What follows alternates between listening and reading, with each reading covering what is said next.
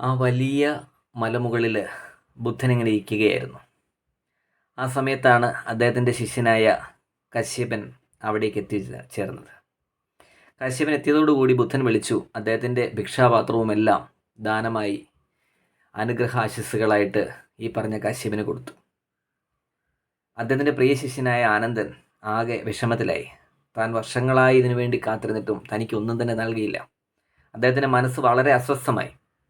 രാത്രിയായപ്പോൾ ആനന്ദൻ മെല്ലെ ചെന്ന് കശ്യപനോട് ചോദിച്ചു, ബുദ്ധൻ മറ്റെന്തെങ്കിലും നിനക്ക് നൽകിയോ എന്ന്. കശ്യപൻ പറഞ്ഞു, ആ കൊടി പോയിട്ട് നീ അല്പം ഒന്ന് താത്തിക്കിട്ടു എന്ന് പറഞ്ഞു. ആനന്ദൻ സമാധാനമായി ഉറങ്ങി എന്നാണ് കഥ. കൊടി മുകളിൽ വലിച്ച് കെട്ടുമ്പോൾ കാറ്റിനനുസരിച്ച് അത് ആടിക്കൊണ്ടേയിരിക്കും. മനസ്സങ്ങനെയാണ്, വെറുതെ ഇരുന്നാൽ അത് ചലിച്ചുകൊണ്ടേയിരിക്കും. അല്പം താത്തിക്കെട്ടാൻ പറഞ്ഞത് മനസ്സിലായല്ലോ, കാറ്റ് പിടിക്കാതെ സൂക്ഷിക്കുമെന്നാണ്. ആനന്ദനത് മനസ്സിലാകുന്ന ഒരു ഭാഷയുമാണ്. അതാണ് ബുദ്ധിസത്തിൻ്റെ ഏറ്റവും വലിയ പ്രത്യേകത. മനസ്സ് എപ്പോൾ ചഞ്ചലിക്കുമ്പോഴും ആ കൊടിയൊന്ന് താഴ്ത്തി കെട്ടിക്കൊള്ളൂ കേട്ടോ. അത് നെക്സ്റ്റ്